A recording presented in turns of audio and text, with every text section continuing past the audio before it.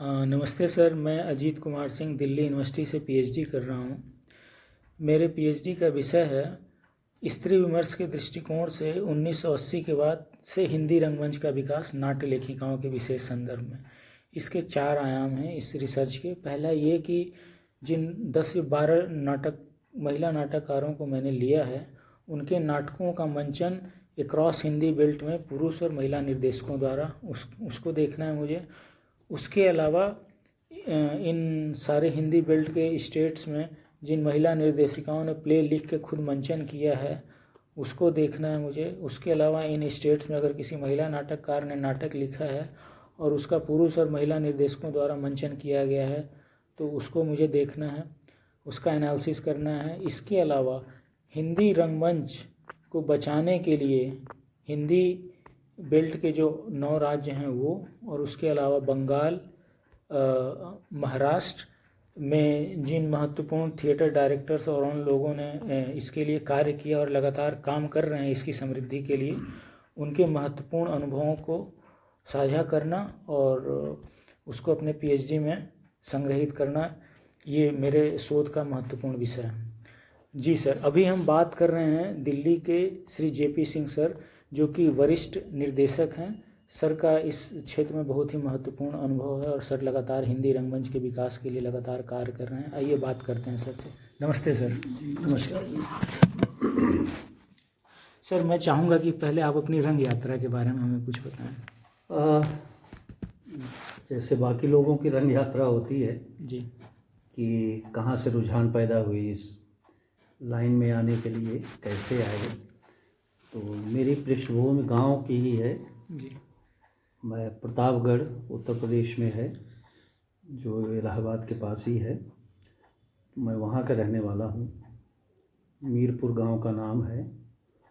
तो जैसा कि आपको पता है कि नौटंकी लोक कला पहले खूब होती थी।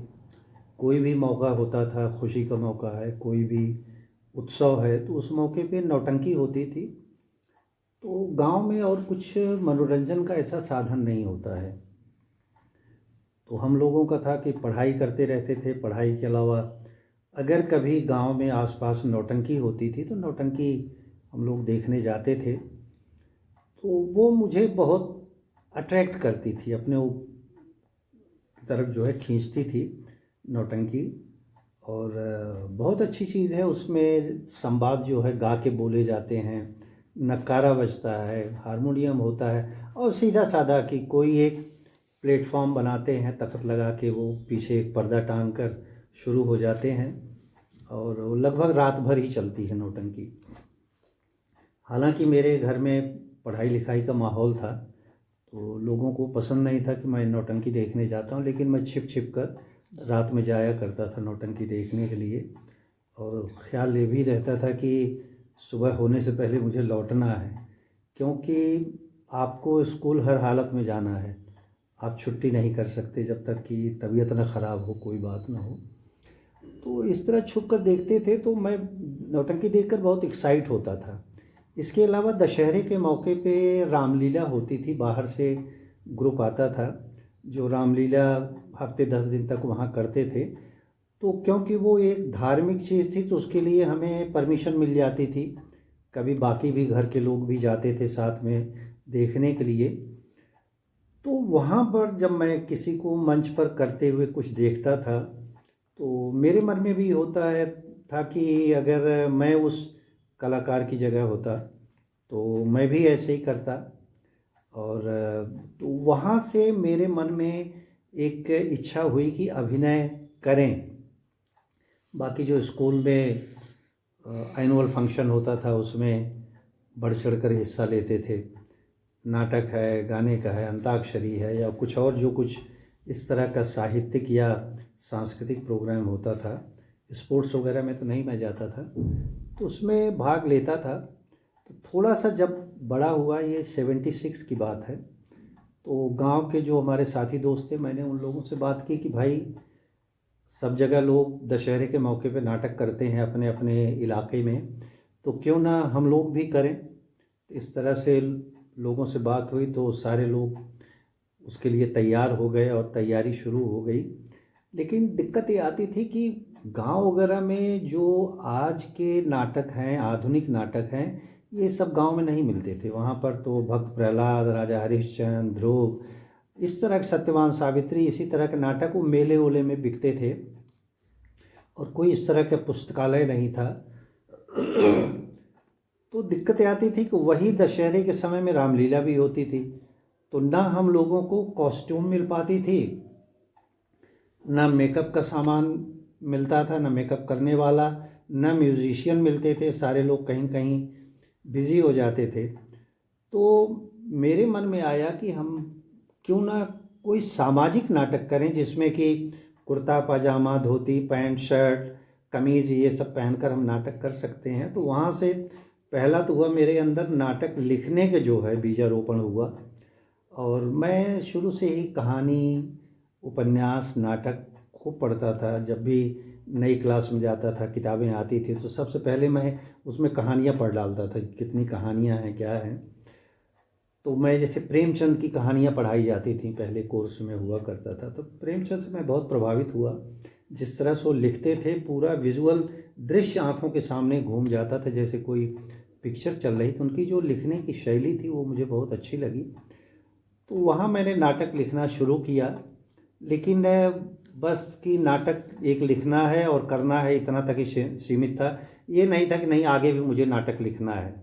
लेकिन आगे जाके मैंने भारतीय नाट्य अकादमी में एडमिशन लिया, तो मेरा विषय ही हो गया अभिनय, निर्देशन, बैक स्टेज का काम करना। तो वहाँ से मैंने नाटक लिखना शुरू किया और आज हमारी 10-15 किताबें पब्लिश हैं और कम से कम 20-25 नाटक हैं जो आ गए हैं लोगों के सामने। कहीं न कहीं किसी न किसी स्टेट में कोई न कोई डायरेक्टर आज कर रहा। मैं जयवर्धन नाम से लिखता हूँ। जी सर। तो ये नाटक हो रहा है। इस तरह से मेरा इंटरेस्ट पैदा हुआ।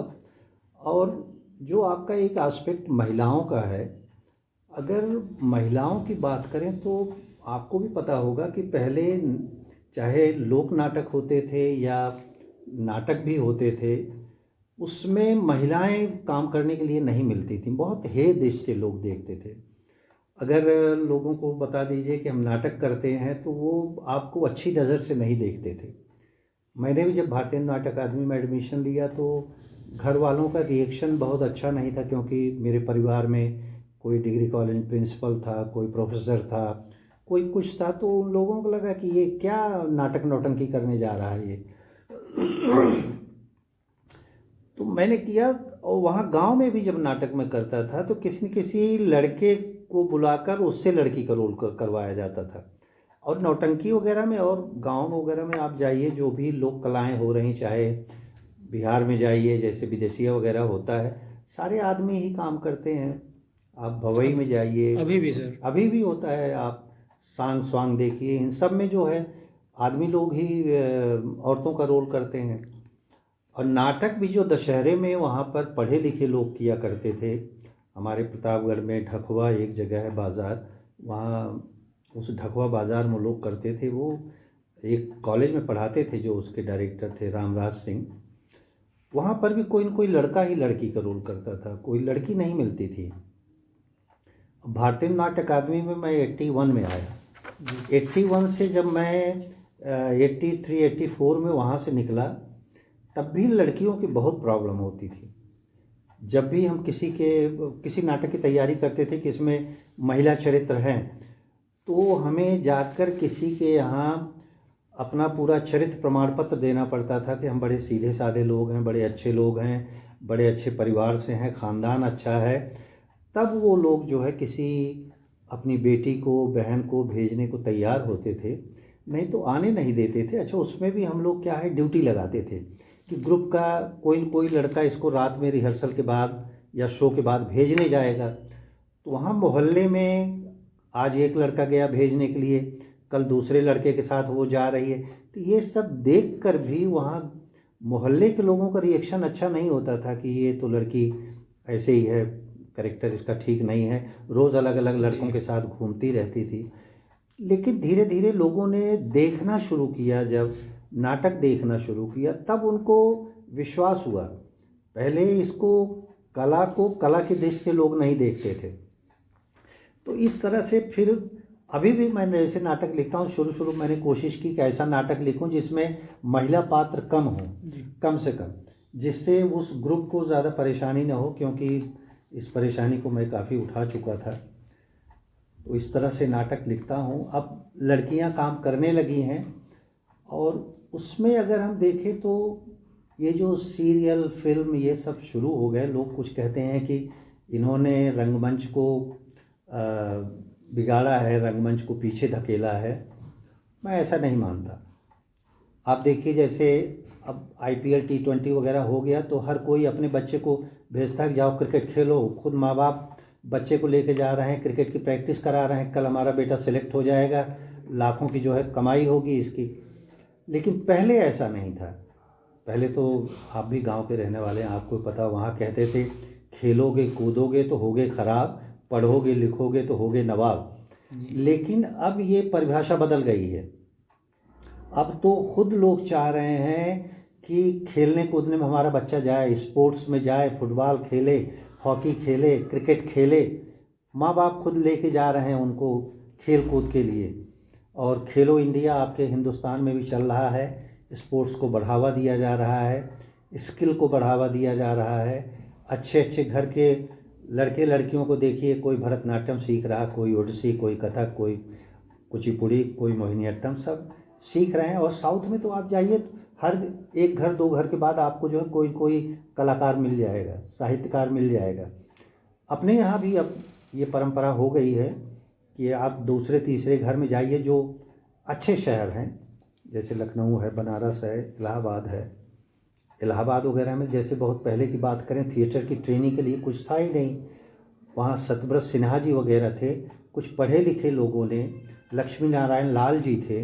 वहाँ पे शुरू हुआ कि हम लोग पहले थिएटर के बारे में पढ़ेंगे, नाट्यशास्त्र को पढ़ेंगे, और किसी एक दिन संडे को हम लोग मिलेंगे, किसी एक टॉपिक पे वो आदमी जो पढ़ के आया है अपना लेक्चर देगा। इस तरह से उन्होंने वहाँ पर लोगों को थिएटर के बारे में ट्रेंड करना शुरू किया। वहाँ पढ़ाई हुई। फिर राष्ट्रीय नाट्य विद्यालय शुरू हुआ। राष्ट्रीय नाट्य विद्यालय से पहले की भी अगर हम बात करें तो जैसे इप्टा बना, उस समय तो था कि आज़ादी के लिए था कि हमें आज़ाद होना है, अंग्रेज़ों से छुटकारा लेना है, तो उनका विरोध करना है। इप्टा का भी इसमें बड़ा योगदान रहा थिएटर को पॉपुलर करने में। जगह जगह वो लोग जाते थे, कोई उसका खर्चा नहीं होता था। किसी भी चौराहे पर, किसी भी जगह जहाँ पर कि लोग आते हैं जाते हैं, गैदरिंग होती है, वहाँ खड़े होकर वो अपना शुरू कर देते थे। और बलराज साहनी जैसे लोग, ये बड़े बड़े लोग वहाँ पर जो है थिएटर किया करते थे। उसके पहले अगर देखें तो पारसी थिएटर था हमारे यहाँ। पारसी थिएटर में बाद में इन्होंने पृथ्वी थिएटर अपना शुरू किया, पृथ्वीराज कपूर ने जी। तो जब लोगों ने देखा कि ये बड़े बड़े लोग थिएटर कर रहे हैं, थिएटर में आ रहे हैं, तब थोड़ा सा लोगों ने थिएटर में लोगों को भेजना शुरू किया जी। और पारसी थिएटर की भी बात अगर हम करते हैं, देखिए पहले संस्कृत थिएटर था। संस्कृत थिएटर धीरे धीरे संस्कृत बोलना लोगों ने बंद किया, संस्कृत थिएटर ख़त्म हो गया। लेकिन फिर भी जो हमारे देश का लोक थिएटर था वो कभी नहीं मरा। सर संस्कृत थिएटर लगभग 1200-1300 साल पहले बंद हुआ। हाँ, वो ख़त्म हो गया। उसी के बाद जो है आके लगभग आप 1600-1700 के आसपास जो है ये हमारा पारसी थिएटर शुरू हो गया था। लेकिन उसके बीच में हमारा लोक थिएटर चलता रहा। संस्कृत थिएटर और इसके बीच में हाँ, लोक थिएटर हमारा चलता रहा। लोक थिएटर में क्या था कि उनको कोई ऐसी चीज़ नहीं। अच्छा, थिएटर के अलग अलग रूप हैं। थिएटर के ये नहीं है कि हम किसी प्रोसीनियम या एरिना या किसी थ्रस्ट थिएटर में देख के थिएटर देख रहे हैं तो वही थिएटर है। अगर कहीं नुक्कड़ भी हो रहा तो वही थिएटर है। गांव के किसी चौराहे पर, चबूतरे पर कुछ कोई कह रहा है, सुना रहा है, कथा वाचन कर रहा है तो वो भी थिएटर है। गांव में आल्हा गा रहे हैं, कहीं बैठकर खटिया डालकर 4 लोग खटिया पे बैठे हुए सुन रहे हैं तो वो भी थिएटर है। इस कथा गायन शैली है ये। पांडवानी जैसे है, वो अकेले खड़ी होकर गाती हैं तो वो भी एक तरह का कथा वाचन शैली में वो थिएटर है। तो थिएटर का रूप अलग अलग स्टेट में रहा, लेकिन थिएटर लोक के रूप में जिंदा रहा। और लोगों ने किसी न किसी रूप में, चाहे व्यंग करके, चाहे जैसे उस चीज़ को अगर विदेशी लोगों ने आके हमारे यहाँ अधिकार किया तो उसके विरोध में वो कुछ न कुछ कहते रहे हैं उसके बीच में। पारसी थिएटर हुआ तो चाहे यहूदी की लड़की, रुस्तम सोहराब या जो भी ले लीजिए, ऐसा नहीं है कि सारे उर्दू नाटक ही हुए। सीता वनवास जैसा नाटक भी पारसी थिएटर में लोगों ने किया। पारसी शब्द सुनते ही लोग सोचते हैं कि शायद ईरान से आया होगा पारसी थिएटर, वहाँ पर फारसी बोली जाती होगी, उर्दू बोला जाता है। ऐसा नहीं था। यहाँ पर कुछ लोगों ने जो गुजरात और महाराष्ट्र के थे, बिजनेसमैन थे, ये पारसी लोग थे, पारसी कास्ट थी, बिजनेस करते थे, विदेश भी जाते थे बिजनेस के लिए, वहाँ से चीज़ें लाते थे, यहाँ अपने देश में बेचते थे, पैसे वाले थे। तो उन्होंने भी सोचा कि हम क्यों ना ऐसा एक ग्रुप बनाएं, कंपनी बनाएं जो कि नाटक करे, लोगों का इंटरटेनमेंट करे और उससे हम पैसा कमाएं। टिकट के चाहे 1 रुपया, अठन्नी, चवन्नी लगाएं, चवन्नी तक भी टिकट लगता था। इसीलिए आप याद होंगे कभी कभी दर्शकों को चवन्नी छाप भी कहते हैं। उनको सबसे पीछे बिठाया जाता था। और फिल्मों में भी कभी कभी हुआ है, जो कम पैसे वाले होते थे आगे बैठते थे, तो कुछ डांस वांस का होता था तो वहाँ पैसा उछालते थे वो लोग, तो उनको चवन्नी छाप भी कहा जाता था। तो वहाँ से ही इस मुहावरे की जो है खोज हुई है। और पारसी थिएटर ने कैसे जन्म लिया? जब हमारे यहाँ अंग्रेज़ लोग आए, सबसे पहले कोलकाता में आए और धीरे धीरे उन्होंने देश पे कब्ज़ा करना शुरू किया, तो वहाँ शासन करने के लिए इंग्लैंड से लोग यहाँ आने लगे, सब परिवार आने लगे कि यहाँ रहना है और यहाँ पर शासन करना है। तो सरकार ने वहाँ से उनको भेजा, तो फिर रहा कि कहीं ऐसा ना हो ऊब के लोग भाग आएँ कि वहाँ इंटरटेनमेंट के लिए कुछ है ही नहीं। तो वहाँ से उनकी जो है इंग्लिश में प्लेस करने के लिए वहाँ से थिएटर आता था। तो वो शेक्सपियरियन प्लेज हैं और प्लेज हैं, ये सब जो है यहाँ पर करते थे, बड़े बड़े नाटक। लेकिन वो नाटक कोलकाता में शुरू हुआ तो उसमें भारतीयों की जाने की मनाही थी कि उस नाटक को इंडियन नहीं देख सकते हैं। तो यहाँ के लोगों को बड़ा बुरा लगता है कि यार हमारे देश में ही चीज़ हो रही है, हमारे देश में आके कर रहे हैं और हम लोग नहीं देख सकते, ये वीआईपी हैं, हम लोग तो गए गुजरे लोग हैं, बिल्कुल निचले दर्जे के लोग हैं। तो उनके कंपटीशन में कभी भी आप ये देखिए कि किसी एक चीज़ का जन्म कैसे होता है।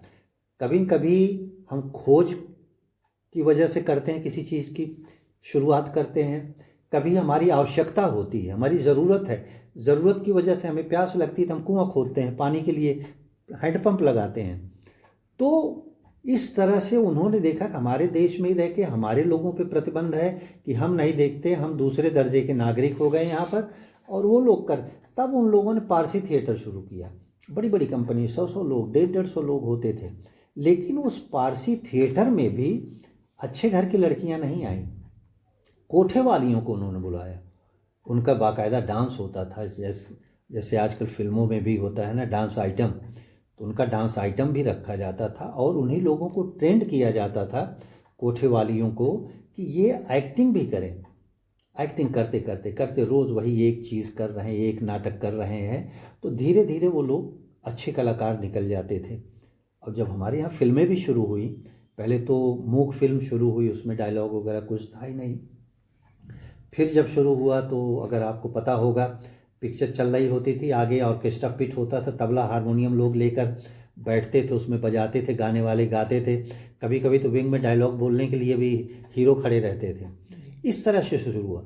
लेकिन जब बाद में फिल्में बननी शुरू, उन्हीं पारसी थिएटर वालों को वो लोग लेकर गए, बड़े बड़े हमारे थिएटर करने वाले, उस थिएटर में भी जाके उन लोगों ने शुरू किया।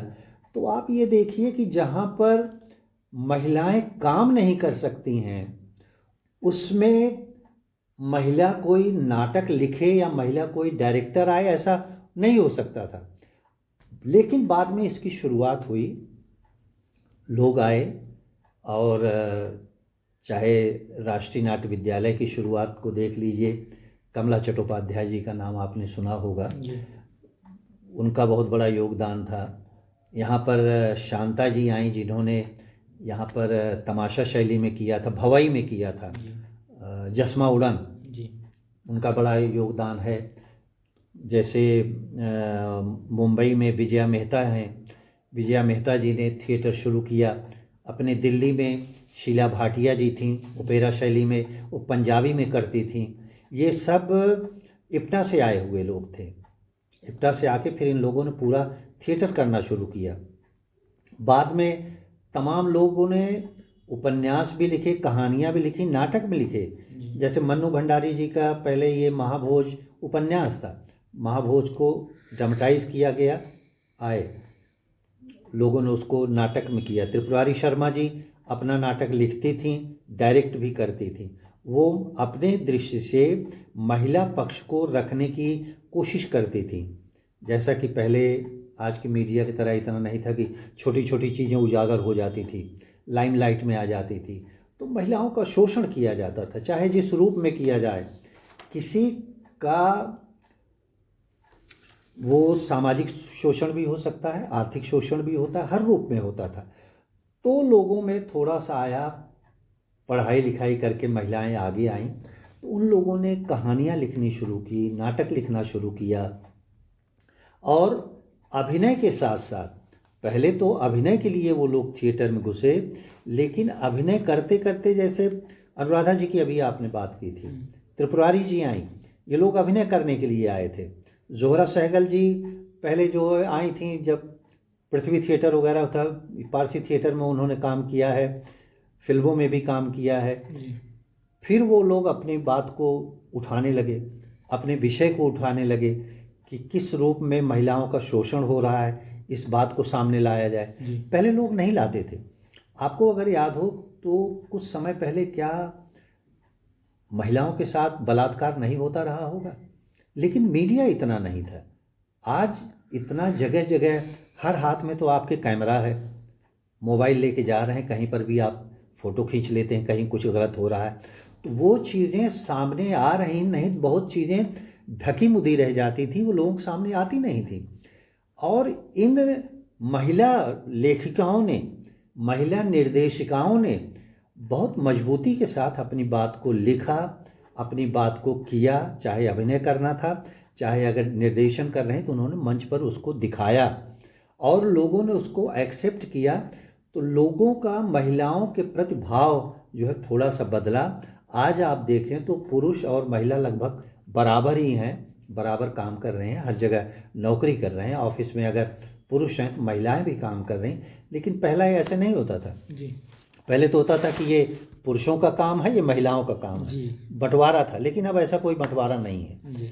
तो आप अगर दिल्ली की बात करें तो यहाँ पर अनुराधा जी हैं, कीर्ति जैन जी ने भी किया हुआ है, यहाँ पर नाटक डायरेक्ट किए हुए हैं। हेमा सिंह यहाँ पारसी थिएटर करती रही हैं, उन्होंने किया है। और सुहेला कपूर को अगर आप जानते हो तो सुहेला कपूर जी अभिनय भी करती हैं, नाटक निर्देशित भी करती हैं। सुहेला कपूर ये शेखर कपूर की बहन हैं, तो ये थिएटर कर रही हैं। बाकी आप जाइए कोने कोने में, पंजाब जाइए, कहीं जाइए, अगर आपको एक दो पुरुषों का नाम सुनने में आता है कि ये बड़े डायरेक्टर हैं, तो उन्हीं के समानांतर आपको कोई न कोई महिला निर्देशिका भी मिल जाएंगी जो काम कर रही हैं। उधर जाइए आप, जैसे बी जयश्री हैं, अच्छा काम कर रही हैं। आप कोलकाता होकर आए हैं, कोलकाता में उषा गांगुली अभिनय भी करती थी, निर्देशित भी करती थी, लिखा भी है। जिन्होंने रुदाली वगैरह देखा है उनको बहुत अच्छे ढंग से, गुड़िया का घर, डॉल्स हाउस वगैरह उनका जो देखा है। श्यामानंद जालान जी जब करते थे, उनके साथ चेतना जालान जी करती थी, बहुत अच्छा करती थी। और उसके पहले अगर जाइए आप तो जब इप्टा की शुरुआत हुई, शंभू मित्रा जी ने जब इप्टा के लिए नाटक लिखा, नवान, पहला नुक्कड़ नाटक था नवान जी, लिखा और उसको नुक्कड़ को किया गया, तमाम भाषाओं में किया गया। तो उस समय शंभू मित्रा के साथ जब तृप्ति मित्रा भी आई तो वो भी एक्टर, उसमें उन्होंने एक्टिंग की जी। और पहले तो बतौर कलाकार परिचय हुआ था, बाद में उनकी मित्रा जो है उनकी पत्नी बनी है शंभू मित्रा जी के साथ। तो इस तरह से कहानी रही। तो अब तो मुझे लगता है कि आप ऊपर जम्मू कश्मीर से अगर चलेंगे ना, आप चले जाइए कन्याकुमारी तक, आपको पुरुष निर्देशक पुरुष नाट्य लेखक, पुरुष निर्देशिका अगर हैं तो महिला भी आपको बराबर मिलेंगे, ऐसा नहीं है। यहाँ तो आप अगर श्री राम सेंटर का आप जाके वहाँ बोर्ड पे देखिए कौन कौन से नाटक हो रहे हैं। अगर उसमें 2-3 मेल डायरेक्टर्स के नाटक हैं तो उसी में आपको 2-3 महिला निर्देशकों के भी नाटक मिल जाएंगे जी। तो और एक पक्ष ये भी होता है, कभी कभी पुरुष जब नाटक निर्देशित करता है, वैसे ज़्यादातर लोगों के साथ नहीं होता। लोग यही सोचते हैं कि सिर्फ महिला निर्देशिका ही महिला की बात को ज़्यादा अच्छे ढंग से उभार के ले आती हैं। अब पुरुष निर्देशक भी इतने निष्पक्ष हो गए हैं कि अगर कहीं शोषण हो रहा है किसी महिला का तो वो उस बात को उठाते हैं, उस ज़बान को उठाते हैं। ऐसा नहीं कि वहाँ पर पुरुष प्रधानता जो है आगे आ जाती है, पुरुष की जो है स्वाभिमान या गर्व कुछ इस तरह की बात आती है, ऐसा कुछ नहीं। अगर कहीं किसी महिला का शोषण हो रहा तो पुरुष लोग भी बराबर उठा रहे हैं। तो अब महिला और पुरुष दोनों समाज में जो भी निचले उसमें आ रहा है, किसके साथ अत्याचार हो रहा है, अनाचार हो रहा है, तो उसके लिए सब खड़े हो रहे हैं, चाहे पुरुष हैं चाहे महिला हैं, और सब बराबर काम कर रहे हैं, सब बराबर लिख रहे हैं। जी सर। अच्छा सर, मैं ये जानना चाहूँगा कि जो आपका थिएटर में प्रत्यक्ष रूप से जो योगदान है, जैसे आपने नाटक लिखे हैं, उनका डायरेक्शन किया है, उसमें एक्टिंग की है, तो कम से कम मैं चाहूँगा कि 4-5 नाटक के बारे में अगर हमें बता दें तो आपका योगदान जैसे पीएचडी में सर शामिल करना होगा, तो इसलिए लिखना ज़रूरी है। अच्छा, मैं अभी आपको एक किताब अपनी प्रेजेंट करूंगा, उसमें मेरी चीज़ें कुछ थोड़ी बहुत हैं जी। तो फिर मैं अगला प्रश्न करूं फिर आपसे। जैसे मैं कुछ नाटकों का जिक्र कर भी देता हूँ। जी जी जी। कि 81, 82, 84 में मैं निकला भारतीय नाटक अकादमी लखनऊ से। जी। तो पहले मैं लखनऊ में थिएटर करता रहा। जी। अच्छा सर। हाँ सर, तो आप अपने डायरेक्शन किए नाटक और जिसमें एक्टिंग किया है उनके बारे में, और लेखन वाले नाटक कुछ बता रहे थे। देखिए, मेरे लिखे हुए नाटक जो मैंने किए हैं, जैसे मध्यांतर है जी। बाबू हरिश्चंद है जी।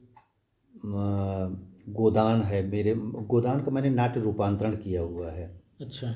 और नाटक लिखने में मैंने झांसी की रानी लिखा है। जी। और डायरेक्शन में मैंने अरविंदो के ऊपर नाटक अभी लिखा था, हाल ही में हुआ था, निर्जन कारावास। अच्छा। और इसके अलावा मैंने एक किस्सा मौजपुर का नाटक किया है। ये गर्ल चाइल्ड के ऊपर नाटक है। इसको हमारी मिसेज ने निर्देशित किया था। चित्रा सिंह हमारी पत्नी का नाम है, वो भी थिएटर की ही थी।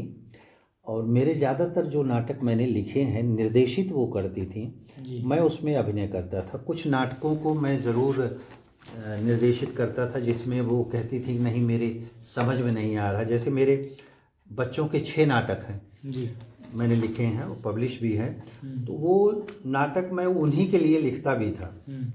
वो करती थी बच्चों के साथ काम, बच्चों के लिए नाटक उनको चाहिए था, तो मैं लिखता था। तो मेरे लगभग सारे नाटक उन्होंने निर्देशित किए हैं। तो मैंने सामाजिक, ऐतिहासिक, हर तरह के नाटक लिखे हैं। तो मैं कुछ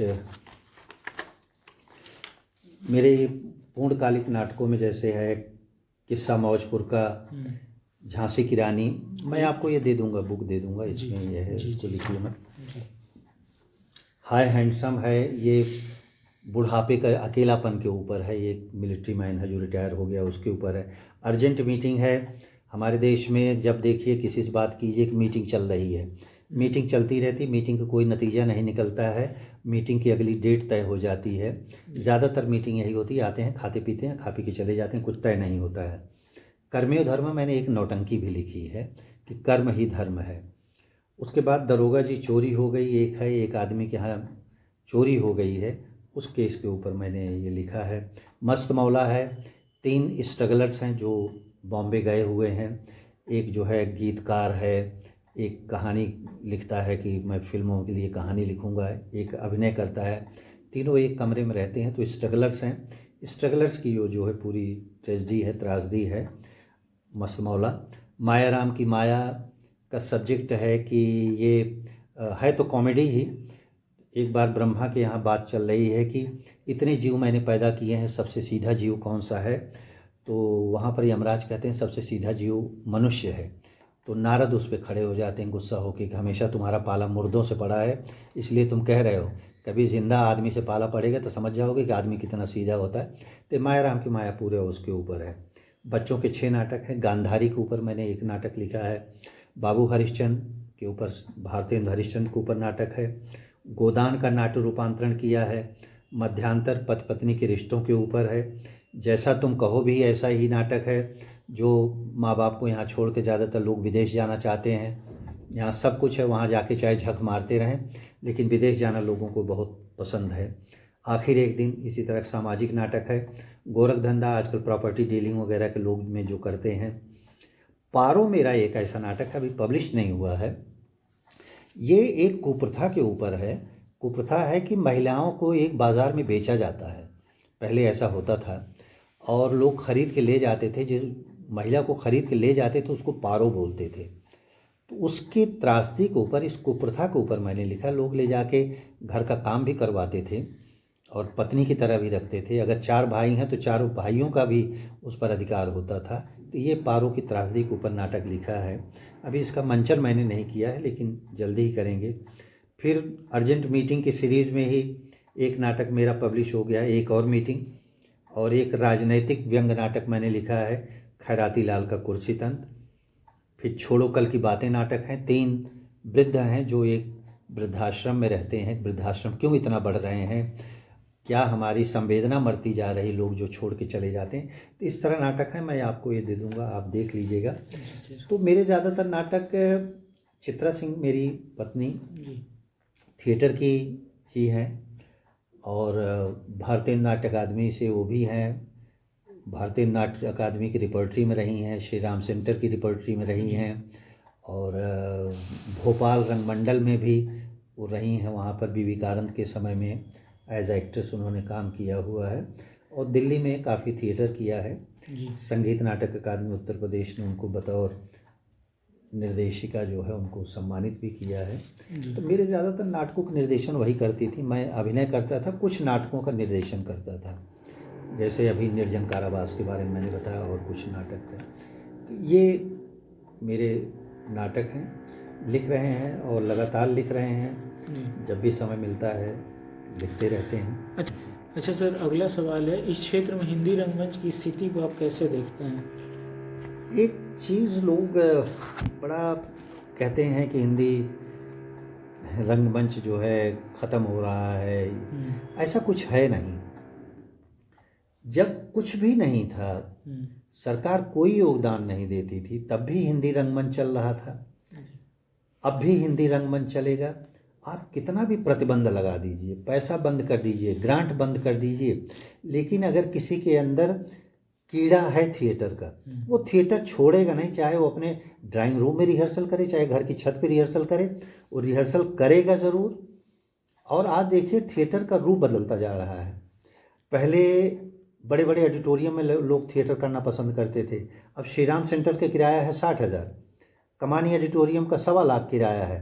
तो अब देखिए इतने बड़े बड़े, जितने में आप बैठे हुए हैं मेरे स्टूडियो में रंगभूमि के, इसी में लोग इधर जो है नाटक करते हैं, इधर जो है 15-20 लोग बैठकर नाटक देखते हैं। आपको अगर याद होगा तो पहले म्यूज़िक का एक महफिल प्रोग्राम हुआ करता था। किसी के घर पे कोई सिंगर आता था, इकट्ठा होता था, तो आसपास के अपने साथी दोस्तों को बुला लेते थे कि आज पंडित जी हमारे यहाँ आ रहे हैं, वो गायन करने जा रहे हैं, आप लोग सुनने आइए जी। तो थिएटर में भी महफिल टाइप का अब जो है ये थिएटर शुरू हो गया है। ठीक है, हम श्री राम सेंटर नहीं लेंगे, जहाँ हमें जगह मिलेगी हम वहाँ करेंगे। और मैंने बॉम्बे में सुना है अभी किसी के यहाँ कि वो पति पत्नी हैं, जाते हैं, बात करते हैं कि हम आपके ड्राइंग रूम में, बस ड्राइंग रूम में आप लोग बैठ जाइए, हम यही नाटक आपको दिखाएंगे।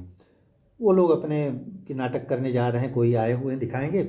अगल बगल जो होते हैं अड़ोसी पड़ोसी अपने साथी दोस्तों को बुला लेते हैं, बैठा देते हैं, वो बैठते हैं, वो लोग नाटक करके दिखाते हैं।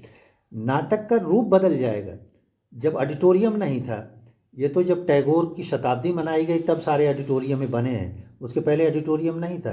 पिक्चर हॉल में लोग तखत वखत लगा के पिक्चर हॉल 12 बजे से पहले शो करते थे, 12 बजे तक ख़त्म कर देते थे, तब पिक्चर का शो शुरू होता था। अब ऑडिटोरियम महंगे हो गए हैं तो लोग इस तरह से करते हैं, अपने छतों पे टेरेस थिएटर शुरू हुआ है। टेरेस थिएटर में लोग अपने घर की छतों पर थिएटर करते हैं, लोगों को बुलाते हैं, नाटक दिखाते हैं, या छोटे छोटे से हॉल जहाँ पर हैं वहाँ लोग नाटक कर रहे हैं, करेंगे। और थिएटर जो आपका चल रहा है सरकारी संस्थाओं से नहीं चल रहा है, ये आप मान के चलिए। शौकिया थिएटर करने वाले यहाँ से लेके, चाहे आप जाइए ऊपर जम्मू कश्मीर, चाहे बेगूसराय, चाहे कहीं जाइए, आप कोलकाता जाइए, उधर कर्नाटका चले जाइए, गुजरात चले जाइए, जो शौकिया थिएटर करने वाले हैं, थिएटर को इन लोगों ने जिंदा रखा है और यही लोग जिंदा रखेंगे। कुछ भी हो जाए, ऑडिटोरियम बंद हो जाए, ऑडिटोरियम ख़त्म हो जाए, तब भी थिएटर चलेगा, फिर से नुक्कड़ की तरह लोग थिएटर करेंगे, लेकिन थिएटर होगा, थिएटर कभी बंद नहीं होगा। पैसा नहीं है, हम कुर्ता पजामा करके पहन के नाटक करेंगे, हम कॉस्ट्यूम नहीं पहनेंगे, हमें शहंशाह बनना है, हम कुर्ता पजामा पहन के करेंगे। लेकिन अगर आपके शब्द में, आपके कथानक में और आपके अभिनय में इतना दम है ना, तो लोग वो बाह्य आडंबर, जिसको भरतनाट्य शास्त्र में आहार्य कहा गया है ना, तो सब भूल जाते हैं। उनको आहार्य नहीं चाहिए। आप रावण का रोल कर रहे हैं, आप ऐसे रावण पैंट पजामा कुर्ता पहन के आइए, दशानन बन के रोल कीजिए, आपकी भाव भंगिमा, आपके संवाद से हम आपको मान लेंगे कि आप दशानन हैं, रावण हैं। क्या दशानन को हम आप आधुनिक परिप्रेक्ष्य में नहीं दिखा सकते? दिखा सकते हैं। उसके सारे विचार, सारे कर्म उसके दशानन की तरह हैं, वो कर रहा है ऐसे, तो हम उस तरह से दिखा सकते। दरअसल जब एक रास्ता बंद होता है, जैसे आपको पता लगता है कि आज आईटीओ समझाएंगे तो मंडी हाउस नहीं पहुंच पाएंगे, रास्ता बंद है, तो आप दूसरे रिंग रोड से जाके आप कनॉट प्लेस की तरफ से आना चाहेंगे। एक रास्ता बंद होता है तो दूसरा रास्ता शुरू होता है। न हिंदी थिएटर कभी ख़त्म हुआ है, न आगे होगा। जैसे चल रहा अच्छा चल रहा है। हाँ, ये ग्रांट वगैरह देना जो शुरू किया था, अनुदान, तो जो कलाकार आते थे एक कप चाय पी के चले जाते थे, रिहर्सल करके रात 10 बजे तक बैठते थे। अब हर आदमी पेमेंट का इंतज़ार करने लगा है। जो शौकिया थिएटर होता है, कहीं न कहीं अनुदान ने शौकिया थिएटर को नुकसान पहुंचाया है। अब बाद में उन लोगों ने इंडिविजुअल ग्रांट को बंद कर दिया है, तो इससे और नुकसान हो गया है। जैसे ही मैं किसी से कहता हूँ कि मैं नाटक करने जा रहा हूँ, तो सबको यही लगता है कि इनको कहीं से पैसा मिला होगा, नाटक करने जा रहे हैं तो हमें फीस मिलनी चाहिए। एक चीज़। दूसरी चीज़, आज लोगों के पास समय नहीं है। हर कोई कहता है कि हफ्ते 10 दिन का कोई काम हो तो बता दीजिए, मैं महीने भर रिहर्सल नहीं कर सकता। आज लोगों में पेशेंस नहीं है। पहले हम लोग 1.5 2 महीना रिहर्सल करते थे, तब नाटक करते थे। लेकिन कितनी भी कठिनाई आ जाए, कितनी दिक्कत आ जाए, पहले नाटक 2.5 घंटे 2 घंटे का होता था, अब लोगों में पेशेंस नहीं है तो 1.5 घंटे 1 घंटे का नाटक होने लगा है। पहले इंटरवल होता था, अब इंटरवल नहीं होता कि पब्लिक भाग जाएगी, छोटा नाटक करो। तो जब भी हमारी ज़रूरत होती है, आवश्यकता के हिसाब से हम रास्ता तलाशते हैं और तलाशते रहेंगे। न हिंदी थिएटर मरा है, न मरेगा, ये चलता रहेगा। जी सर। अच्छा सर, इस क्षेत्र में आपके हिसाब से कोई उपन्यासकार है, नाटककार है जो स्त्री विमर्श से जुड़े मुद्दों पर लगातार लिख रहा है? अब इस समय तो नहीं, लेकिन तमाम लोग हैं, कहानियाँ तो पढ़ता रहता हूँ। अब नाम जैसे चित्रा मुदगल जी हैं, कहानी लिखती रही हैं, और मैत्रेयी जी यहाँ कहानी लिखती रही हैं, और उनके महिलाओं के बारे में ख़ास तौर से वो लिखती हैं। कभी कभी हिंदी अकादमी की तरफ से उनकी कहानियों का मंचन भी कराया जाता है जी। और हमारे यहाँ महिलाओं के ऊपर तो जिस समय आषाढ़ के एक दिन हुआ, आधे अधेरे हुए, तभी से एक विचार विमर्श शुरू हो गया था। मोहन राकेश के समय से ही वो महिलाओं पे विचार विमर्श गोष्ठियाँ बहुत अच्छे ढंग से शुरू हुई और उन्होंने लिखा है। और आप मोहन राकेश का नाटक पढ़ेंगे तो लहरों का राजहंस हो, आषाढ़ के एक दिन हो, आधे अधूरे हो, आप उसमें देखेंगे उसमें पुरुष को पलायनवादी बताया गया है। पुरुष आता तो है प्रेम करने के लिए, लेकिन जब उसके मन मुताबिक चीज़ें नहीं होती हैं तो पलायन कर जाता है। तो उसमें कहीं ना कहीं महिला का उन्होंने एक रूप, अच्छा रूप भी दिखाने का दिया है कि वो बिल्कुल सामने डट के खड़ी है, आपको जवाब दे रही, बात कर रही है। प्रेमचंद के अगर गोदान में आप जाइए, होरी नहीं बोल पाता है, जो किसान है होरी, लेकिन उसकी बीवी जो है वो डट के, चाहे सेठ महाजन चाहे कोई, उनके सामने बात करती है कि तुम चोर हो, तुम ऐसा करते हो, खाते हो। और भाई ने मारा है गाय को, कोई बोल नहीं रहा है, दरोगा से लड़ने के लिए खड़ी हो जाती है। तो झुनिया का करेक्टर अगर देखिए तो कहीं कहीं प्रेमचंद ने भी अपने यहाँ महिलाओं के करेक्टर को बड़े अच्छे ढंग से निकाला है, उभारा है। कई जगह तो मर्द चूक जाते हैं, नहीं बोल पाते हैं, लेकिन महिला जो है सामने जब आती है तो फिर कुछ नहीं देखती, जब उसकी बात अस्मिता पे आती है। जी सर। अच्छा सर, इस क्षेत्र में हिंदी रंगमंच के विकास देने वाले आपके अलावा और कौन कौन से निर्देशक हैं, कुछ आपको आइडिया? भाई बहुत लोगों ने, किसी का नाम लीजिए, किसी को छोड़ दीजिए तो भी। नहीं, आपके संज्ञान में जो है बस वही, क्योंकि संज्ञान के बाहर की चीज़ें कैसे बता सकते हैं? देखिए, मैं नाम बताने जा रहा हूँ सारे क्षेत्रों के बारे में, मैं एक पर्टिकुलर गिने क्षेत्रों को नहीं बताऊंगा। आप शांता गांधी जी के नाम लीजिए। सर अभी अभी जो कर रहे हैं प्रेजेंट में? अभी तो अनुराधा कपूर जी करती थी, लेकिन अभी इस समय अमाल अल्लाना जी कभी कभी करती हैं। और नए डायरेक्टर्स में अगर जाइए तो भारती शर्मा जी हैं, करती हैं। भारती शर्मा, हाँ। और साजिदा यहाँ पर एक लड़की है, वो कर रही है। प्रियंका शर्मा कर रही हैं।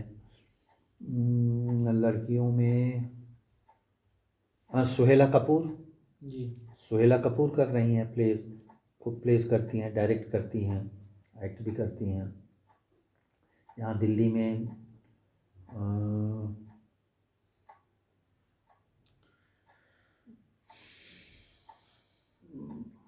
और नाम इस समय ध्यान नहीं आ रहा, लेकिन हैं काफ़ी पुरुषों से पुरुष सर एक तो आप हैं, और कौन कौन है पुरुषों में? नहीं, यहाँ तो सीनियर्स में अगर आप जाइए तो मेरी ही एज ग्रुप में जाइए, जैसे अरविंद गौर तो कर ही रहे हैं, बापी बोस जी करते हैं जी, और श्री राम रिपोर्टी के तमाम लोग हैं जो करते हैं। लोकेंद्र त्रिवेदी हैं, त्रिवेदी कर रहे हैं। अवतार साहनी जी कभी कभी करते हैं, उनका तो ज़्यादातर ध्यान लाइट डिज़ाइन पे होता है अवतार साहनी जी का। ये चित्रंजन त्रिपाठी जो है, जो डायरेक्टर हैं एनएसडी के, ये प्ले करते हैं। राजेश जो एनएसडी चीफ है,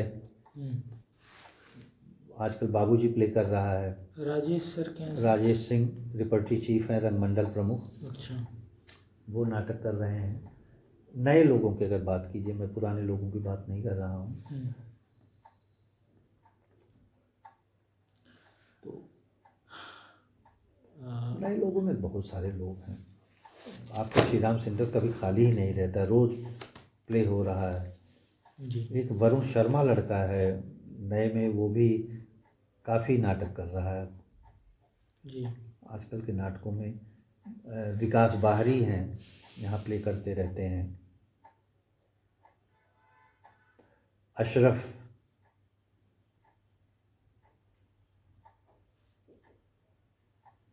जी। अच्छा सर, इस क्षेत्र में स्त्री नाटककार द्वारा जो लिखे गए नाटकों का उपन्यासों के बाद रूपांतरण और मंचन किया जा रहा है कि नहीं अभी? कर रहे हैं जी। जैसे मैत्रेयी जी का मैंने बताया, और बाकी त्रिपुरारी शर्मा जी जैसे नाटक लिख रही थी जी, तो उनका मंचन भी हो रहा था जी। सबसे पहले तो मन्नू भंडारी ने जैसे लिखा था, वो लिखा था महाभोज, तो महाभोज का नाट्य रूपांतरण किया गया जी। महाश्वेता जी के उपन्यासों का रूपांतरण किया गया, लोगों ने किया जी। तो मौलिक नाटक लिखे भी जा रहे हैं, कहानियों का भी नाट्य रूपांतरण हो रहा है। बाकी जो महिला निर्देशिका भी हैं, महिला लेखिका भी हैं, सब लोग लिख भी रहे हैं, कर भी रहे हैं जी। कहानी का भी रूपांतरण हो रहा है। कहानी का हाँ रूपांतरण हो रहा है।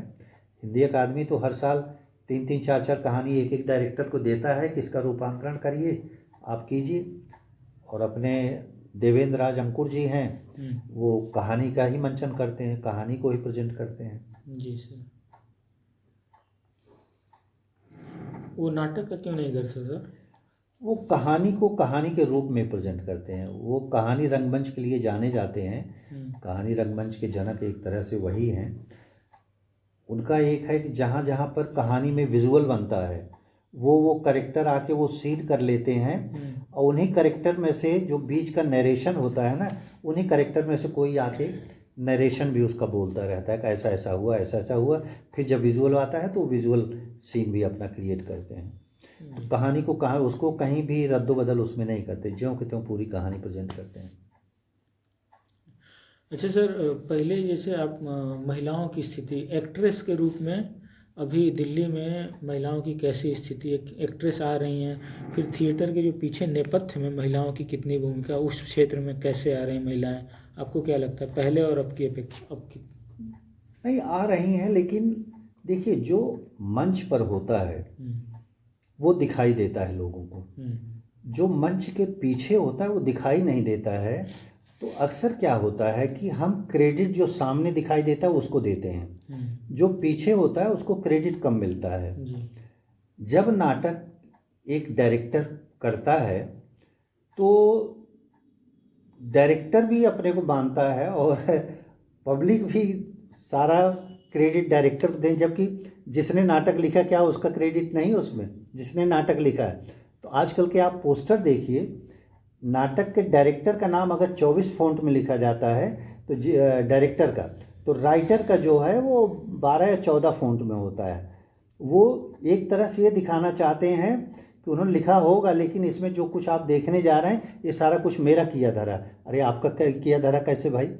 ज़मीन उसने बनाई, दीवार उसने सब कुछ खड़ी की, आपने रंग उसमें बस लगा दिया तो वो आपका हो गया, क्रेडिट आपको हो गया। तो बैक स्टेज में क्रेडिट नहीं मिलता है। इसलिए जो लड़कियां भी महिलाएं भी आ रही हैं रंगमंच में, तो वो फ्रंट में एज एक्ट्रेस रहना चाह रही हैं, एज डायरेक्टर अपनी बात को कहना चाह रही हैं। बैक स्टेज में काम करने के लिए अब भी लोग कम हैं, कम लोग मिलते हैं, क्योंकि क्रेडिट नहीं मिलता है।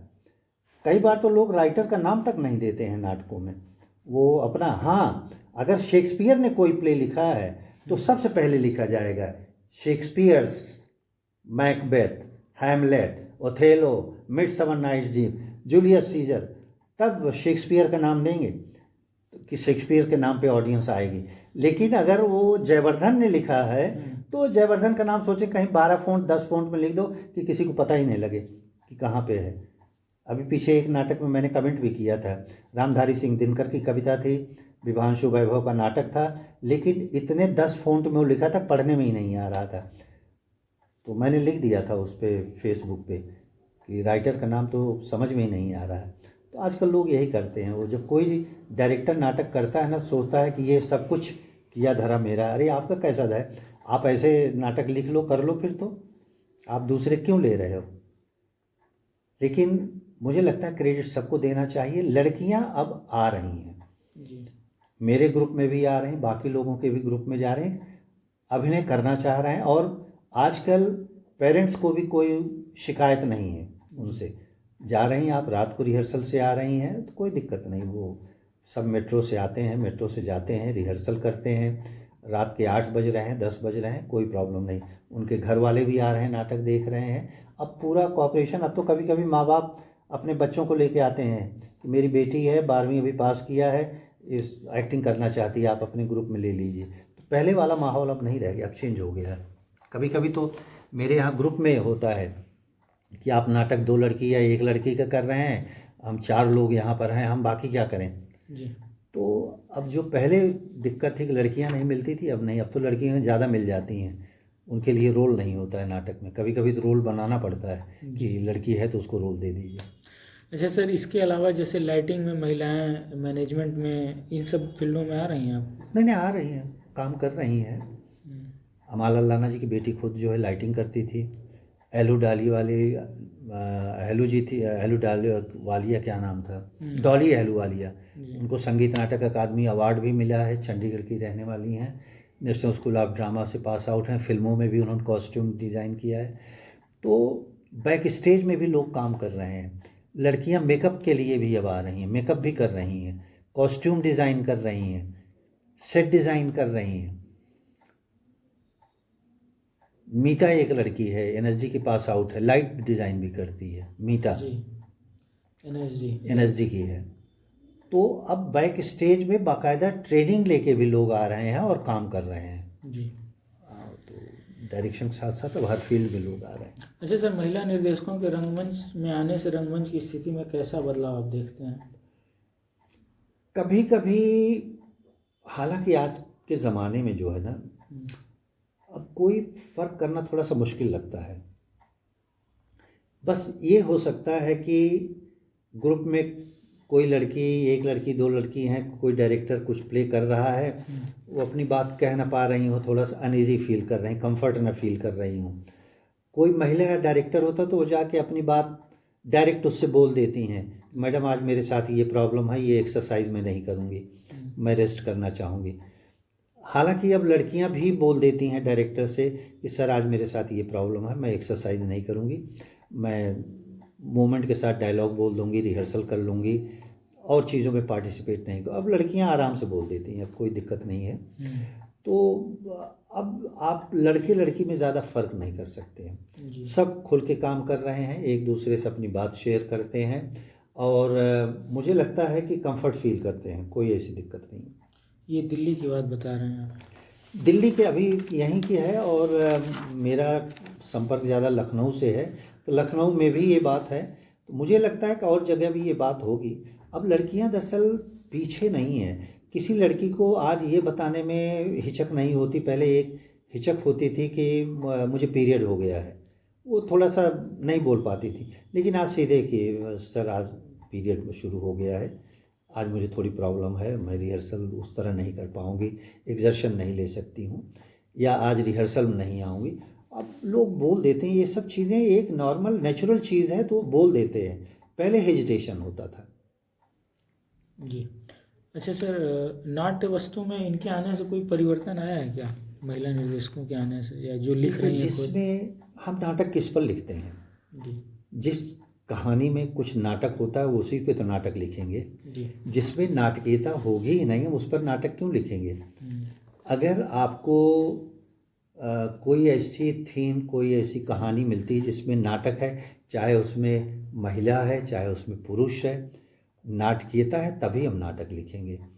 मैं एक बात कहता हूँ, मैं यहाँ से चला मंडी हाउस पहुँच गया, मंडी हाउस से निकला अपने घर पहुँच गया, इसमें कोई नाटक नहीं है। नाटक तो हुआ बीच में अगर कुछ गड़बड़ हो गया, मुझे गाड़ी ख़राब हो गई, या वहाँ कोई मुझे मिल गया, कोई ऐसी बात हो गई, कोई घटना हो गई, तब वो नाटक है। तो जहाँ पर नाटक लिखने वाला नाटक तभी लिखेगा जब वो चीज़ आपको उद्वेलित करती है, आपको प्रभावित करती है, चाहे वो महिला से संबंधित हो चाहे पुरुष से संबंधित हो। महिला पुरुष तो सोचिए, प्रेमचंद ने 2 बैलों की कथा पे लिखा है, तो उन्होंने बैलों की संवेदना को समझा ना। तो अगर आप लेखक हैं, आप निर्देशक हैं, आपके अंदर संवेदना है, इमोशन है, आप समझ रहे हैं ना, तो आप उसको भी लिखना चाहेंगे, लिखेंगे, तो कोई ऐसा फर्क नहीं आया। हर चीज़ पे खुल के लिख रहे हैं। जी सर। अच्छा सर, पुरुष तथा महिलाओं के नाटकों के कथ्य में फ़र्क अभी कुछ जो लिखा जा रहा है, कुछ उसमें कुछ परिवर्तन आपके हिसाब से? कोई फ़र्क नहीं है। मैं पुरुष होकर मैंने पारो एक महिला के जो है दर्द को लिखा है, तो महिला जब लिखेगी तो उसको भी लिखेगी। जी। तो कोई फ़र्क ऐसा नहीं है पुरुष और, दरअसल आप उसको पुरुष और महिला मत देखिए, उसको देखिए कि वो इंसान है और उसके अंदर भगवान ने इमोशन डाला हुआ है। हम जैसे पैदा होते हैं ना, धीरे धीरे बड़े होते हैं, तो हमें किसी स्कूल कॉलेज जाने की ज़रूरत नहीं होती है। करुण रस, श्रृंगार रस, वीर रस, ये सब रस अपने आप आ जाता है। नाटक हो रहा है, हम अचानक हमारी आंखों में आंसू आ जाता है। नाटक वाले तो ने नहीं कहा। राम वनवास जा रहे हैं, राम लक्ष्मण सीता को उस वेश में जाते हुए सारा अपना राजसी ठाट उतार के जाके देखते हैं, जब हम जा रहे हैं तो हम अचानक आंखों में आंसू आ जाता है, क्योंकि हमारा इमोशन है, हमारे अंदर संवेदना है, उस दर्द को हम समझ रहे हैं कि बेचारे यहाँ महल में जो है किस ठाट से रह रहे थे, अब जंगलों में जो है 14 साल भटकेंगे। तो हमारा दिमाग न जाने कहाँ कहाँ जाने लगता है, हम उस सोच के रोने लगते हैं, आंखों में आंसू आ जाते हैं। तो अगर ये संवेदना हमारे अंदर है तो चाहे स्त्री हो चाहे पुरुष हो, वो कर सकता है, लिख सकता है, उसका कथानक कभी चेंज नहीं होगा। अच्छा सर, इस क्षेत्र में रंगमंच के लिए सरकार की भूमिका क्या है, क्या कर रही है सरकार? सरकार कर तो रही है, जैसे सर क्या? अनुदान वगैरह जैसे सरकार देती है ना। कौन सा अनुदान सर? एक रिपर्टरी का रंगमंडल का अनुदान मिलता है। रिपेट्री का? कुछ सरकार जो है फेस्टिवल्स करती है, उसमें कुछ ग्रुप्स को बुलाती है। लेकिन मैं एक चीज़ कहूँगा कि ये काफ़ी नहीं। एक इंडिविजुअल ग्रांट दी जाती थी, उसको बंद कर दिया गवर्नमेंट ने, वो बंद हो गई। जैसे आपके पास कोई ग्रुप नहीं और आपके पास कोई जगह नहीं है, आप 2-4 लोग मिलकर नाटक करना चाहते हैं, आपने अपने नाम से भरा और आपको अनुदान मिल गया, आपने नाटक कर लिया। कुछ लोगों को मिला और लोगों को भी थोड़ा थोड़ा पैसा मिल गया, उसको गवर्नमेंट ने बंद कर दिया। हम बाहर जब जाते हैं तो भारतीय कला संस्कृति के बड़ी बड़ी बातें करते हैं, लेकिन जब अपने देश में लौट के आते हैं कला संस्कृति पर हमारे लिए फिर ज़रूरी हो जाता है किसान जवान विज्ञान, तो हमारा पूरा ध्यान उधर चला जाता है। हम उस पर ध्यान नहीं देते कि इसको कैसे बढ़ाया जाए। आप बंगाल बिहार यहाँ वहाँ घूम घूम के जाके कर रहे हैं, होटल में रुकते होंगे, कन्वेंस में, रेल यात्रा में कितना खर्च हो रहा है। कल ये किताब छपेगी, कितने लोगों के काम आएगी। क्या सरकार आपको, आप मान लीजिए आप शोध कार्य कर रहे हैं, क्या कुछ ऐसा अनुदान नहीं दे सकती शोध के साथ साथ कि आपका कुछ खर्चा भी निकल जाए? अगर आपकी पृष्ठभूमि ऐसे न हो, आपके घर वाले इतना पैसा न दे सकें, तो आप क्या करेंगे? करेंगे? अपने देश में कितनी लोक कथाएं हैं, शायद आप भी नहीं जानते होंगे। बिहार में कितने लोकगीत, लोक संगीत, लोक नृत्य हैं, आप नहीं जानते होंगे। धान बो रहे हैं तो गाना गा रहे हैं, दूल्हा दुल्हन कोहबर में जा रहे हैं तो गा रहे हैं, कुआं की पूजा हो रही तो अलग गाना गाया जा रहा है। ये गीत कहाँ है, किसने संकलन किया है? आज कोई शोध करने के लिए निकले, लेकिन उसके लिए पैसा भी तो चाहिए। हम अपना पैसा लगा के करेंगे, कल चले जाएंगे, हमारा परिवार जो है भूखों मर जाए, हम ये तो नहीं सोचेंगे ना। तो सरकार को इन सब चीज़ों के लिए, जिसके नाम पर, कला संस्कृति के नाम पर हम इतना ढिढोरा पीटते हैं, उसके संरक्षण के लिए कुछ तो करें, जेन्युइन आदमी को दें कि हाँ इस चीज़ को बचाइए। आल्हा कहाँ गायब हो रहा है, बिरहा कहाँ गायब हो रहा है, धोबियौआ नाच कहाँ गया, चमरौआ नाच बोलते थे, कहाँ गया चमरौआ नाच? हो सकता बोलने में लोगों को अटपटा लगे, लेकिन ये सब होता था। कमर में चमड़े की बेल्ट होती थी, उस पर घंटियाँ लगी होती थी, बजा बजा के, और हाथ में ढपली लेके गाते थे, बजाते थे, रात रात भर होता था। तो वो सब चीज़ें ख़त्म हो रही हैं। हम लोग तो नदी की पूजा करते थे, पेड़ की, पीपल की पूजा करते थे, कुआं की पूजा। इंसान ने जब भी किसी चीज़ से कुछ लिया है, उसको दिया, तो इतना ये कृतज्ञ होता है इंसान कि उसकी पूजा करने लगता है। पेड़ की पूजा करता है, नदी की पूजा करता है, सूर्य की पूजा करता है, चंद्रमा की पूजा करता है। लेकिन इस संस्कृति को, कला को समेटने के लिए सरकार को करना चाहिए, और काम जो करने कम नहीं है। कल तक हम नाटक करने के लिए यहाँ से पटना जाते थे तो हमें रेलवे में रिजर्वेशन मिल जाता था, 50% छूट मिल जाती थी। आज गवर्नमेंट ने वो ख़त्म कर दिया है, नहीं है। कहाँ है हमारे पास पैसा, हम कैसे जाएं? वहाँ बुलाने वाले कहेंगे हमारे पास पैसा नहीं, हम 10,000 देंगे। अब 10,000 में नंगी क्या नहाए क्या निचोड़े? आप कलाकारों को भी दीजिए, सेट का पैसा दीजिए, कॉस्ट्यूम का दीजिए, लाइट का दीजिए, मेकअप का दीजिए 10,000 में, और ट्रेन का किराया भी दीजिए। तो सरकार को प्रॉपर जो है इस चीज़ पे ध्यान देना चाहिए। कला संस्कृति बोलते हैं, कला मान लीजिए भरतनाट्यम है, नाटक है, नौटंकी आप बढ़ा सकते। संस्कृत क्या होती है? संस्कृत को हम कहाँ बढ़ावा दे रहे हैं? आपके घर में कोई आता, आप नमस्कार करते हैं, ये हमारे माँ बाप ने संस्कृत सिखाई है। संस्कृत को बचाने के लिए भी हमें कुछ करना चाहिए, लेकिन कला संस्कृत नाम लिखते हैं, संस्कृत के लिए कुछ नहीं करते, सिर्फ कला के लिए करते हैं। दोनों दो चीज़ें हैं, उसको समझना चाहिए इन लोगों को। और सरकार चाहे, रविन्द्रनाथ टैगोर की जब शताब्दी मनाएगी तब सारे शहर जितने बड़े बड़े थे ऑडिटोरियम बने थे। उस समय के बाद से आज तक सरकार ने कहीं ऑडिटोरियम नहीं बनवाया। क्या आप छोटे से छोटे शहर में एक 200 लोगों के बैठने के लिए ऑडिटोरियम नहीं बनवा सकते? इतना पैसा आप लाखों करोड़ों खर्च कर रहे हैं। एक छोटा छोटा ऑडिटोरियम, एक आप कल्चर सेंटर बना दीजिए जहां लोग शाम को इकट्ठा होते हैं, जैसे पंचायत बनती थी गांव में, वहां रिहर्सल भी कर रहे हैं लोग। कोई गाने वाला है, शाम को गाना गा रहा है, बजा रहा है। कोई आपके गांव का फेस्टिवल है, लोग वहाँ इकट्ठा हो गए, वो अपना फेस्टिवल मना रहे हैं। क्या कोई एक सेंटर आप ऐसा नहीं बना सकते हैं? आज हमारे पास रिहर्सल की स्पेस नहीं। आप मंडी हाउस जाइए तो मंडी हाउस के जो सर्कल है, बीच लॉन में लोग रिहर्सल कर रहे होते हैं, उनके पास जगह नहीं होती। कल शो है, आज रिहर्सल बाहर वहाँ कर रहे हैं खुले में, बारिश होती भाग जाते हैं, आज रिहर्सल नहीं हो पाई, कल शो करना है, क्या फिनिशिंग हम देंगे थिएटर में? तो सरकार को चाहिए कि आप कहीं हमें रिहर्सल स्पेस दीजिए, छोटे छोटे ऑडिटोरियम बना दीजिए, छोटे छोटे कल्चर सेंटर बना दीजिए। अगर आज आपका कोई दोस्त आ रहा बिहार से, मध्य प्रदेश से, आप मिलना चाहते हैं उससे, उसको आप दिल्ली में कहाँ जगह देंगे कि आप आ जाओ उस जगह पे हम मिलते हैं? भारत में तो एक भोपाल भारत भवन है, आप कह सकते हैं भारत भवन आ जाओ, मिल जाओ। मंडी हाउस में, अब मंडी हाउस हम ऐसा तो नहीं बोल सकते ना, अब तो एनर्जी के सामने भी गेट पे गार्ड खड़े होने लगे हैं, गेट बंद रहने लगा है। श्री राम सेंटर अपने अंदर किसी को जाने नहीं देता बैठने के लिए, आप कहाँ बुलाएंगे? पहले कॉफ़ी हाउस होता था, कॉफ़ी होम होते थे, जहाँ बड़े बड़े साहित्यकार मिलते थे, कॉफ़ी पीते थे, चाय पीते थे, बात होती थी। हमारे लखनऊ के जो कॉफ़ी हाउस है, तमाम लिटरेचर आप पढ़िए, उपन्यास पढ़िए, नाटक कहानी पढ़िए, उसमें उस कॉफ़ी हाउस का जिक्र मिलता है आपको। आज ऐसी कोई जगह है नहीं कि जहाँ पर बौद्धिक लेवल पर जाकर हम लोग बैठकर बात कर सकें, एक दूसरे से मिल सकें। अच्छा, मिल नहीं सकते, जा नहीं सकते, तो आजकल फेसबुक पे सब रहते हैं, व्हाट्सएप पे लगे रहते हैं, फेस टू फेस नहीं मिल पाते, आजकल फेसबुक पे मिलते हैं। अच्छा सर, सरकार से आप जो चाहते हैं, एक तो कल्चरल सेंटर बनाने के लिए, रिहर्सल के लिए स्पेस, रिहर्सल के लिए और स्पेस, हर शहर में छोटे छोटे ऑडिटोरियम बनवा दें। और कुछ सर? मतलब अब रेलवे टिकट में छूट चाहते हैं। रेलवे टिकट कल्चर को, वो तो सीनियर सिटीजन तक का ख़त्म कर दिया है। अच्छा, सीनियर सिटीजन को जो पहले 60 साल के ऊपर होते थे उनको छूट मिलती थी, वो बंद कर दिया है, तो कलाकारों को कहाँ से देंगे?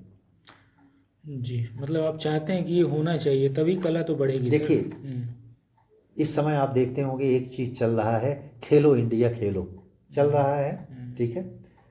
क्या हम हर कस्बे, हर टाउन, हर छोटे शहर, तहसील में, ज़िलों में ये नहीं कर सकते?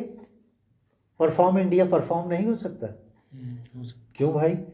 छोटे छोटे हमारे कलाकार हैं, निकल के आते हैं। आज ये जो टैलेंट हंट होता है, कहाँ कहाँ गांव गांव से, दूर दूर से आते हैं।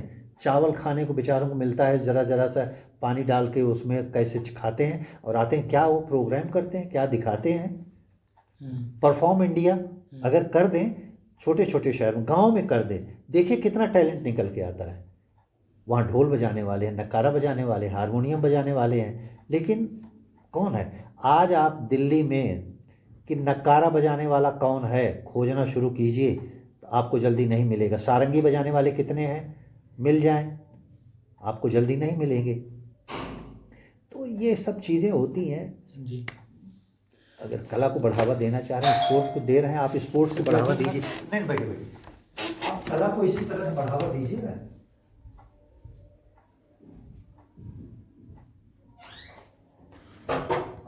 अच्छा सर, इस राज्य में आपको हिंदी रंगमंच की कोई स्ट्रेंथ दिखाई देती है यहाँ पे, मतलब दिल्ली में? हाँ, दिल्ली में तो ज़्यादातर हिंदी रंगमंच ही हो रहा है जी। ज़्यादातर हिंदी रंग, कुछ लोग पंजाबी थिएटर भी कर रहे हैं जी। उर्दू के भी नाटक होते हैं, या और भाषाओं के भी करते हैं, सिंधी के भी करते हैं। लेकिन यहाँ पर अगर देखा जाए तो ज़्यादातर जो थिएटर हो रहा है, इंग्लिश थिएटर होता है यहाँ पर, अंग्रेजी नाटक भी लोग करते हैं, लेकिन 90% जो है यहाँ हिंदी थिएटर हो रहा है, 90%। तो आपके अनुसार ये ताकत इसकी क्या है सर, मतलब हिंदी थिएटर होने की कुछ? देखिए, इस राजधानी में छोटे छोटे जगहों से भी लोग यहाँ पे कलाकार आ रहे हैं। एक तो यहाँ पर कल्चर सेंटर है, एनएसडी से लोग निकल रहे हैं, भारतेंदु से भी जो निकलते हैं वो भी दिल्ली आना चाहते हैं। जैसे हर आदमी को होता है कि एक बार मक्का मदीना हो आए ना। जी जी। तमाम थिएटर करने वाले जो पूरे हिंदुस्तान की मानसिकता की बात है, एक बार उनकी इच्छा ज़रूर होती है कि मैं दिल्ली में थिएटर करूं। तो वहाँ से दिल्ली में थिएटर करने के लिए भी लोग आ रहे हैं, वैसे भी आ रहे हैं, कलाकार के रूप में भी आ रहे हैं, और तमाम यहाँ रंगमंडल वगैरह जो है उसमें काम भी कर रहे हैं, स्ट्रगल कर रहे हैं। इसके बाद लोग बॉम्बे भी चले जाते हैं। तो यहाँ लोग आ रहे हैं, थिएटर कर रहे हैं, हो रहा है। और ये जुझारूपन है थिएटर वालों का जी कि सब थिएटर कर रहे हैं, जैसे भी है, चाहे हम एक कप चाय पी के एक समोसा खा के थिएटर करेंगे, लेकिन हम थिएटर करेंगे क्योंकि आत्मसंतुष्टि हो जाती है।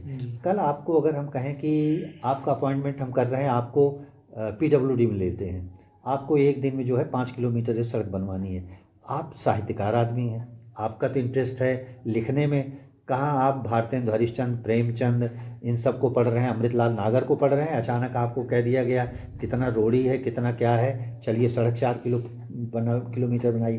तो जो कलाकार है, बाहर से लोग आ रहे हैं ना, वो कला ही कर सकते हैं, नाटक ही कर सकते हैं और कुछ नहीं कर सकते।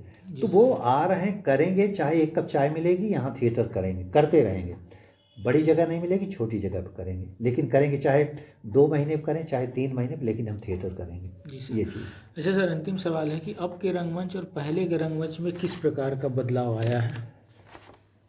पहला बदलाव तो मैंने पेशेंस की बात की जी कि पहले जो है लोगों के पास पेशेंस होता था, कलाकारों में पेशेंस होता था, वो समय देते थे, पूरा महीने 1.5 महीने रिहर्सल करते थे, तब नाटक होता था।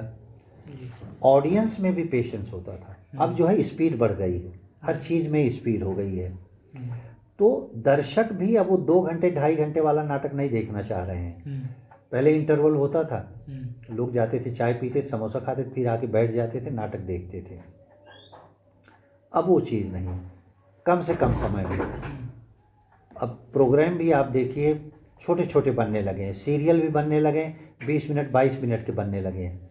ऐसे नाटक भी अब छोटे होने लगे हैं, बहुत बड़े नहीं होते हैं, और इंटरवल की प्रथा भी ख़त्म हो गई है।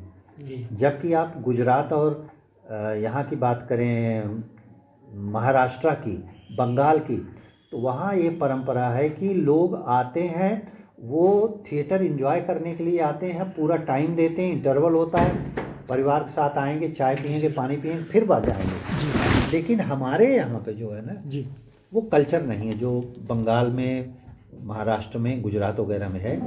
अगर उनके यहाँ जाके आप 1 घंटे, 1.25 घंटे, 1.5 घंटे का नाटक करिए तो उनको लगता है कि तो मेरे साथ चीटिंग हो गई, इंटरवल नहीं हुआ, बड़ा नाटक नहीं, तो बहुत छोटा नाटक है। तो वो चीज़ें पेशेंस की कमी हो गई है। जी सर। अच्छा सर, अभी तकनीकी पक्ष में, लाइटिंग के संदर्भ में, मंचन के क्षेत्र में, एक्सपेरिमेंटल और संवेदना प्रदर्शन में तकनीकी के प्रयोग में क्या परिवर्तन आया है, ये मैं जानना चाहता हूँ। देखिए, तकनीक, आज इंटेलिजेंट लाइट्स आ गई हैं जी, और पहले तकनीक बढ़ गई। हम लोग पेट्रोमैक्स से शुरू हुए थे, जब पेट्रोमैक्स टांग के वहाँ पर लोग नाटक होते थे, नौटंकी होती थी। फिर रामलीला वगैरह में बल्ब जलाकर नाटक शुरू हुआ। फिर ऑडिटोरियम बने तो उसमें लाइट्स आई, ट्यूबलर बल्ब लगते थे। जी, लेकिन अब इंटेलिजेंट लाइट्स आ गई हैं। पहले ये था कि अगर इस स्टेज पे आपको 5 स्पॉट चाहिए तो 5 लाइट लगानी पड़ती थी। जी, अब इंटेलिजेंट लाइट आ गई, तो एक ही लाइट से आप 5 स्पॉट बना सकते हैं। जी, अब 5 जगह यूज़ कर सकते हैं, कलर चेंज कर सकते हैं। लेकिन यहाँ एक चीज़ मैं ये कहना चाहूँगा कि नाटक और फिल्म में थोड़ा सा फ़र्क होता है। फिल्म है विजुअल, और उसमें कोई लिमिट नहीं होती, कोई भी चीज़ आप दिखा सकते हैं। नाटक की एक सीमा होती है, 30 बाई 30 के या 40 बाई 30 के स्टेज पे ही हमें सब कुछ क्रिएट करना पड़ता है। तो नाटक की एक टेक्नोलॉजी को इतना ज़्यादा प्रोमिनेंट मत कर दीजिए कि पीछे वीडियो भी चल रहा है, टेक्नोलॉजी की लाइट चल रही है, कलर झमाझम आ रहा है, सेट फर्स्ट क्लास लगा, सेट इतना पीछे। अगर नाटक कोई होता है, कोई आके बाई चांस आपसे कह दे कि आपका सेट बहुत अच्छा था, तो कितना ख़राब लगेगा। सेट बहुत अच्छा था, इसका मतलब नाटक अच्छा नहीं था। या किसी ने कह दिया कि आपके नाटक में कॉस्ट्यूम बड़ी अच्छी अच्छी पहने थे कलाकारों ने, तो आप कॉस्ट्यूम देख रहे थे, सेट देख रहे थे, लाइट देख रहे थे कि नाटक देख रहे थे? तो नाटक को नाटक ही रहने दिया जाए। टेक्नोलॉजी बढ़ती जा रही है। आज हम भी स्टेज पे समुद्र, सागर, नदी, नाला सब दिखा सकते हैं, पहाड़ दिखा सकते हैं प्रोजेक्टर से, और भी लाइट से चीज़ें क्रिएट कर सकते हैं। लेकिन मुझे लगता है कि जो ट्रेडिशनल थिएटर होता था, पारंपरिक थिएटर होता था, उस चीज़ को थोड़ा सा रहना चाहिए। बहुत ज़्यादा उसमें गिमिक्स नहीं डालना चाहिए। थिएटर को थिएटर के हिसाब से, कि आपका कलाकार जब एक्टिंग करे तो लोग उसके अभिनय को देखें, कथानक पर ध्यान दें, उस चीज़ को समझें, ना कि आपके गिमिक्स को देखने में लग जाए। इतना ध्यान रखना चाहिए। जैसे सर अभी एक्सपेरिमेंटेशन क्या हो रहा है, नए नए कुछ प्रयोग आपके हिसाब सब से? प्रयोग कर रहे हैं ना, मैंने कभी प्रयोग नाटक किया है। प्रयोग नाटक मुझे बहुत ज़्यादा समझ में नहीं आता कि आप प्रयोग अपने लिए कर रहे हैं कि ऑडियंस के लिए। मैं तो रियलिस्टिक नाटक देखना चाहता हूँ, जी या मैं आया हूँ इंटरटेनमेंट के लिए। आपने ऐसा प्रयोग कर दिया जो मेरे पल्ले ही नहीं पड़ रहा, सर के ऊपर से जा रहा है, तो ऐसे प्रयोग किससे फ़ायदा क्या? आज ज़रूरत है ऑडियंस को जोड़ने की। जी ऑडियंस न टूटे। नाटक आप किसके लिए करेंगे? ऑडियंस के लिए। तो ऑडियंस के सामने प्रयोग भी कीजिए, संभल के कीजिए। ऐसा प्रयोग कीजिए कि ऑडियंस प्रयोग देख के फिर नाटक छोड़ ही न दे, जी लौट कर आए। तो इसलिए आप प्रयोग कीजिए, नो डाउट। जहाँ पर इस तरह का माहौल हो उनके लिए प्रयोग कीजिए। जी कहीं सिर्फ थिएटर के ही स्टूडेंट्स हैं, उनके साथ आप प्रयोग कीजिए, उनको प्रयोग वाला नाटक दिखाइए। लेकिन आम जनता जो ज़िंदगी में पहली बार नाटक देखने आ रहा है, पहली बार आपने प्रयोग दिखा दिया, वेटिंग फॉर गोदो एवं इंद्रजीत आप दिखा रहे हैं, उसके पल्ले नहीं पड़ा, वो ज़िंदगी में नाटक देखने नहीं आएगा, लौट के चला जाएगा। तो ऑडियंस को तोड़िए मत, ऑडियंस बनाइए, कल्टीवेट कीजिए, ऑडियंस जुड़े। बहुत मुश्किल से ऑडियंस मिलती है। हम लोग समय में तो हम लोग घर घर जाके कार्ड दे के आते थे, तब भी लोग नाटक देखने नहीं आते थे। अब मेट्रो आ गई मंडी हाउस तक, जिसको देखिए ऑडियंस आ जाती, फटाफट हॉल भर जाता है, टिकट खरीद के लोग नाटक देख रहे हैं। तो ऐसे नाटक मत कीजिए, इतना हल्का नाटक भी मत कीजिए कि ऑडियंस चली जाए फिर लौट के आए ही ना देखने। जैसे सर अंतिम सवाल है, मंचन के क्षेत्र में आज और संवेदना प्रदर्शन में तकनीकी को कैसे देखते हैं? मंचन कहीं न कहीं यहाँ पे तकनीकी पक्ष को आपको देखना पड़ेगा। देखिए, मैं एक नाटक करना चाहता हूँ जिसमें बहुत इमोशनल प्ले है, ठीक है। अब उसके लिए हमें सेट लगाना है। जैसे मैंने गोदान की बात की आपसे, जी अब गोदान के लिए मुझे एक गांव का परिवेश जो है बनाना है। जी ऑडिटोरियम हमें 2 बजे से दे रहे हैं, जी उसके लिए 50-60 हज़ार ले रहे हैं, हमारे पास पैसा नहीं है। सुबह से लेना चाहेंगे तो और पैसा देना पड़ेगा। कई जगह ऑडिटोरियम 4 बजे से देते हैं, 6 बजे आपको शो करना है। बॉम्बे में पृथ्वी थिएटर में जाइए, 1 घंटा या 1.5 घंटा पहले देते हैं। ऐसे में हम बहुत सारी चीज़ें कर नहीं पा रहे हैं। तो जो पहले थिएटर में चलता था, पारसी थिएटर में चलता था कि पर्दा एक लटका दिया दरबार का, उसी दरबार के सीन के सामने सारा नाटक नौटंकी हो रही है, या पारसी थिएटर वाले पर्दा लटकाते थे, जो सीन आने वाला वही पर्दा आ जाता, दूसरा चला जाता था। तो अब लोग भी घूम फिर के, जैसे फैशन लौट के वही फिर आता है ना, तो ट्रेडिशनल चीज़ें घूम फिर के फिर आ रही। अब फ्लेक्स पे पीछे वही प्रिंट करके टांग देते हैं कि ये घर है, ना कि बॉक्स सेट लगता है, उसी को मान लेते हैं, उसी के पृष्ठभूमि में हम नाटक करते हैं। तो उससे नो डाउट नुकसान तो हो रहा है हम लोगों का। जो माहौल एक फूस का घर बनाकर, एक बांस बल्ली से हम स्टेज को क्रिएट कर सकते हैं, गांव बना सकते हैं, वो हम क्रिएट करके दिखा नहीं पा रहे हैं। आप उस फ्लेक्स के साथ जुड़ते नहीं हैं। जब आप एक चारपाई पे, खटिया पे जाके मचिया पे बैठते हैं ना, तो आपको गांव वाली फीलिंग आती है। लेकिन वो सब तखत ये कुछ आपको मिल ही नहीं रहा है, आपको बेयर स्टेज पे करना है, तो आप कितना कुछ क्रिएट कर लेंगे। तो अब मंचन क्या हो गया कि हमें समझौता करना पड़ रहा है। आज का थिएटर, ये लाइन आप बल्कि उसमें डाल सकते हैं, आज का जो रंगमंच है समझौतावादी हो गया है। हम समय के साथ समझौता कर रहे हैं, पैसे के लिए समझौता कर रहे हैं, कलाकारों के लिए समझौता कर रहे हैं, ऑडिटोरियम को देख के समझौता कर रहे हैं, कॉस्ट्यूम अगर हमारे पास उस हिसाब से नहीं है उसमें समझौता कर रहे हैं। तो सारी चीज़ें जो है ये पूरा समझौतावादी थिएटर हो गया है। जी अभी हम बात कर रहे थे दिल्ली के वरिष्ठ theatre director JP Singh sir से। सर ने हिंदी थिएटर को बचाने और इसकी समृद्धि के लिए बहुत ही महत्वपूर्ण योगदान दिया है, और सर ने आज बहुत ही महत्वपूर्ण वक्त दिया मुझे। सर का इसके लिए बहुत बहुत आभार। Thank you sir. Most welcome.